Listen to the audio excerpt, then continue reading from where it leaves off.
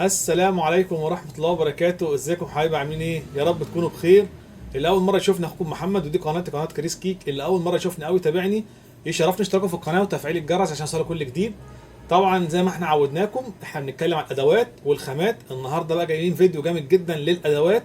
طبعا كان الفترة اللي فاتت دي كنا رمضان والعيد بقى، وكان ناقص عندنا شوية حاجات بقى في الادوات. ان شاء الله وفرنا حاجات كتير جدا للادوات هنشوفها مع بعض.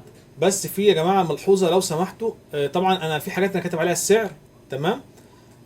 فيا ريت اللي يشوف السعر دوت ما يلزمنيش بالسعر دوت يا جماعه بعد كده، تمام؟ يعني انت هتشوف السعر النهارده، اللي هيسالني بعد فتره اطول او كده، هو ممكن الفيديو مثلا بيقعد مثلا 3 شهور 4 شهور 5 شهور حد يتفرج عليه بعد كده اهوت. طبعا انتوا عارفين اسعار متغيره، فيا ريت ما حدش يلزمني بالسعر اللي هو شافه، لان ده غصب عني طبعا مش مزاجي، وانتوا عارفين ايه ان الدنيا متغيره باستمرار. تمام كده؟ هنشوف بقى اول حاجه نبدا بايه. معانا يا جماعه القاعده الدواره اهي، تمام؟ دي خامتها كويسه جدا، واهم حاجه لما تشتري القاعده الدواره تفتح العلبه بتاعتها كده، تمام؟ تمسكيها كده وتلفيها كده، تلاقي لفتها سريعه ما بتقفش. شايفه عامله ازاي؟ اللي هي بص اهي، تمام كده؟ ما بتقفش. لو لقيتها بتقف معاكي او بتعاصلك ما تجيبهاش، دي خامتها تقع مش حلوه. تمام كده يا جماعه؟ دي اول حاجه. طبعا دي كانت ناقصه ما كانتش موجوده في السوق، والحمد لله اتوفرت اهي. تاني حاجه يا جماعه معانا اهوت ايه؟ ولاعه تحمير اهي. ده بشبوري يعتبر زي البشبوري كده، بيطلع نار. بنحمر بيه وش مثلا اي حاجه، مثلا عاملينها زي بشاميل، عاملين مثلا حاجه حلويات، تمام؟ حابين مثلا نسخن حوالين صينيه عشان نطلع حاجه زي التشيز كيك والحاجات ديت، شغال، تمام؟ طبعا كل اللي بيستخدمه عارف ده بيستخدمه في ايه. ورجعنا لكم تاني يا جماعه كمان ايه؟ مكنه البيديفور اللي كانت ناقصه اهي، الحمد لله وفرناها تاني، اللي عملت معانا شغل جامد جدا جدا في العيد. عايز اقول لكم كل اللي اخدها مبسوط جدا منها، وعايز اقول لكم اتطلبت مني كتير جدا جدا، والحمد لله وفرناها تاني اهي، نفس المكنه. منشار التورته بقى، عايز اقول لكم ده انا ما بستغناش عنه والله. تحفه تحفه تحفه في تقطيع التورت، وانتوا شفتوني وانا بقطع بيه، تمام؟ معانا يا جماعه الترمومتر اهو بتاع الحراره، علشان نقيس بقى بيه الزيت، نقيس بيه الميه، درجه حراره الحاجه. بينفع معانا جدا في الشغل. وجبنا لكم بقى يا جماعه بقى الكيس الحلواني اهو، ده اللي هو الالماني. بصي هتلاقي مكتوب عليه جيرماني هنا اهو، تمام؟ ده الالماني الاصلي يا جماعه، بس معلش هو جاي غالي شويه، وهتلاقي عليه تيكت من هنا كده بنفس اسمه، عشان تعرف ان هو ده اوريجينال مش تقليد، تمام؟ اهو ان في تقليد نفس الكلام ده بالظبط هتلاقيه، بس مش مكتوب عليه الماني، ومش هتلاقي نفس الخامه دي. وهتلاقي البوز بتاعه من هنا يعتبر قطعتين قماش على بعض، مش قطعه واحده، تمام؟ هتلاقيها دي لغايه هنا اهو كده، ده قطعه دبل، اعرف ان ده الاصلي، تمام؟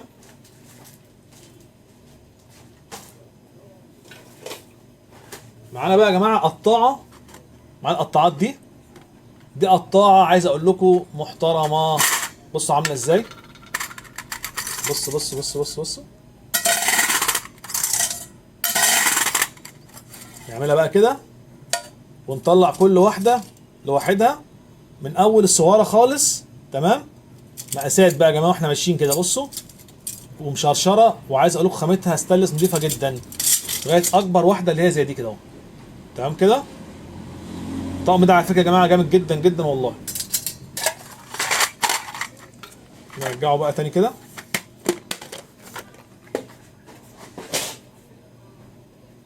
معانا بقى يا جماعه هنا ايه؟ دي حله الاسبونج. طبعا حكيت لكم المقاسات اللي انتوا كنتوا محتاجينها. المقاس ده يا جماعه مقاس 18، مقاس 16 اهو، ومقاس 14 للميني تورته، لان كله كان طالبه مني، الحمد لله اتوفر اهو. وطبعا عندنا مقاسات لغايه ايه؟ مقاس 28، تمام؟ معانا بقى المدهشه اهي، طلعها لكم اهي. اهي دي مقاس 24، وعندنا معاها لغايه ايه؟ 28. بس عايز اقول لكم تحفه في الكيكه يا جماعه، وخامتها كويسه جدا. بصوا الالومنيا بتاعتها عامله ازاي، تحس كأن ستانلس، بس هي المونيا بقى. بصوا عامله ازاي. برضو معانا ايه؟ بتاعه الكيك ديت زي الموتيشن كده، بس دي ايه ملهاش فتحه كبيره. برضو خامتها حلوه جدا. بص الالوان بتاعتها بتلمع عامله ازاي يا جماعه، تحفه.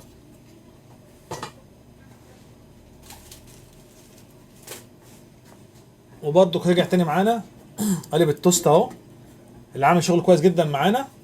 وان شاء الله بقى نعمل لكم فيه توست ان شاء الله ونوريه لكم.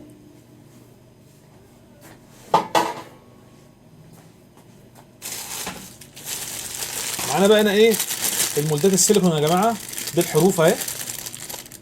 تمام.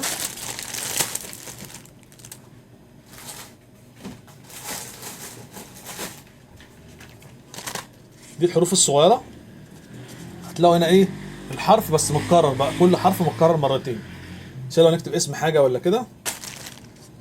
ودي هاي بيرث داي، معاها ارقام برضو وحركات من تحت اهي. ده بتاع البار الشوكولاته الميني الصغير عشان نعمل التورت دي. ده قالب بقى الشوكولاته الكبير اهو. وده يا جماعه البابلز اهو باشكاله بقى كلها اهي، كذا شكل مع بعض اهو كده واشكال اهي. مش عارف بقى واضح كده عشان الصوره اهي، معلش بس الضوء ضارب في وشنا كده اهوت، فايه مش عارف بقى واضح كده اهو. تمام. وجبنا يا جماعه بقى ايه التبات اللي هي كانت ناقصه، اللي هي بتاعت ايه اللي استخدمناها اهي، باينه كده اهي. ده بتاع ايه البيدي فور، وده المقفول بتاعه. بص ده المفتوح اهو، وده المقفول شويه. تمام. المقاس ده يا جماعه كويس جدا جدا في شغل البيدي فور اهو اهو. تمام. ده بتاع البسكوت برضه هو كان ناقص اهو، شايفينه عامل ازاي. التبات يا جماعه ستانلس نظيفه جدا، ما فيهاش لحمات من جوه اهي، يعني ده انسى ان هو يبوظ منك او يصدي او يتفتح منك. قطعت الدوناتس اهي ستانلس برضو كده، خامتها كويسه جدا، وعندنا حجمين منها. ورق الكبريت يا جماعه، الناس كده جدا بتطلب مني كبريت، ورق كبريت يكون نظيف ويكون خامته كويسه والحاجه ما بتلزقش فيه. وعايز اقول لكم ده المستورد اللي هو ايه الخامه النظيفه بقى. بص اهو اوريكم برضو منه اهو اهو.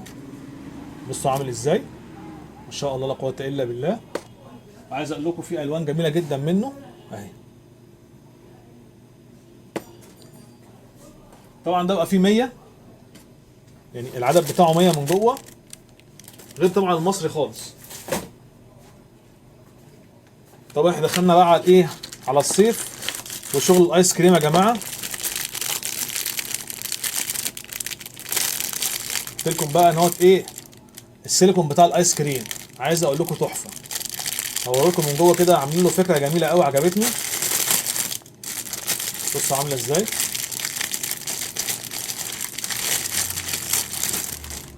اهي كده، وليها غطا بقى هنا برضو سيليكون اهو.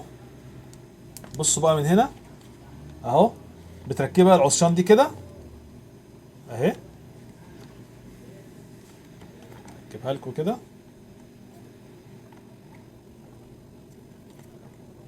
اهي، وتعملي بقى لاولادك احلى ايس كريم باشكال جميله جدا جدا وهتعجبهم.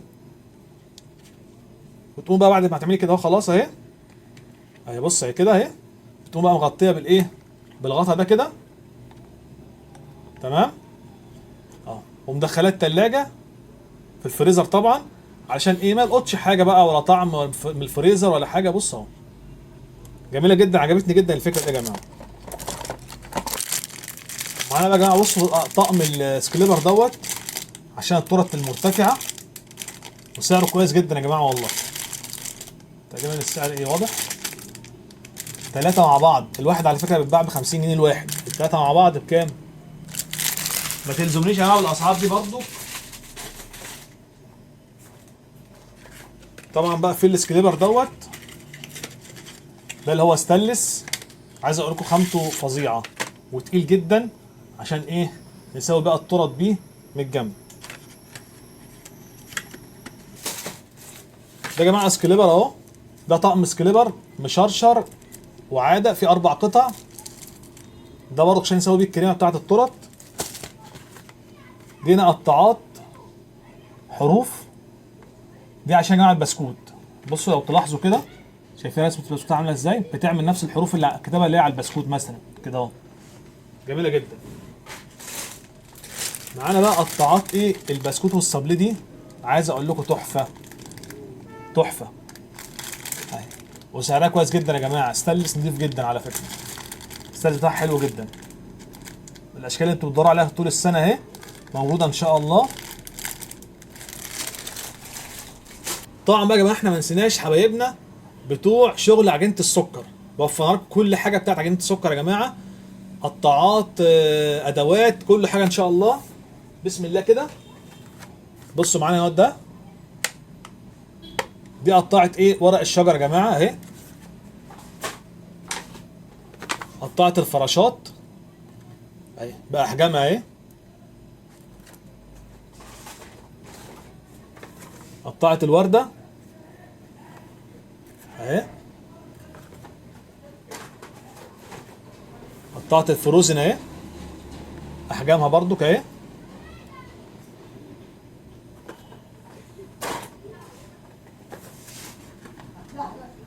الفيونكه احجام برضو اهي تمام،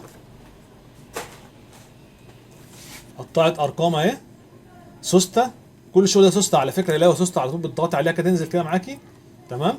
وفي برضو الحروف، بس الحروف خلصانه دلوقتي. دي قطاعات بقى ايه النجمه الصغيره اهي، بصوا اهي. دي هنا بقى ايه قطاعه القلوب اهي، 3 احجام برضو اهو.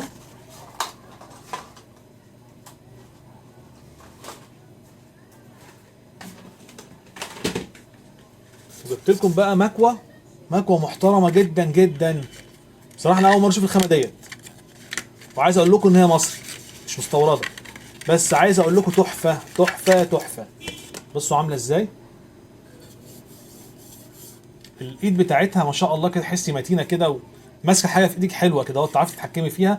بصوا ايديها عاليه ازاي يا جماعه، مش زي الثانيه قاطيه شويه كده، ومن هنا ملساء جامده جدا جدا. والله عايز اقول لكم خامتها عجبتني جدا، انا ما صدقتش ان ده شغل مصري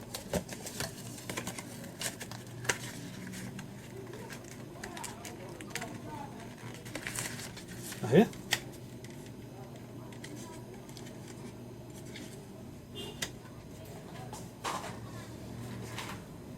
دي اقلام النحت اهي بتاعت عجينه السكر يا جماعه اهي اهي، شايفينها عامله ازاي.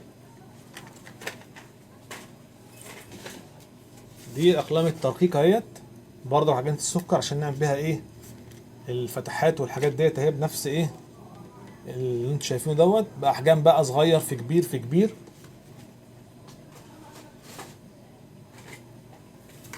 دي النشايه بتاعت عجينه السكر اهي،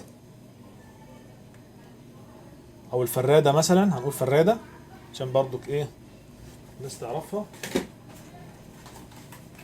ومعانا بقى المولدات اللي هي الصغيره دي، مولد القلب ده، وده مولد التاج اهو.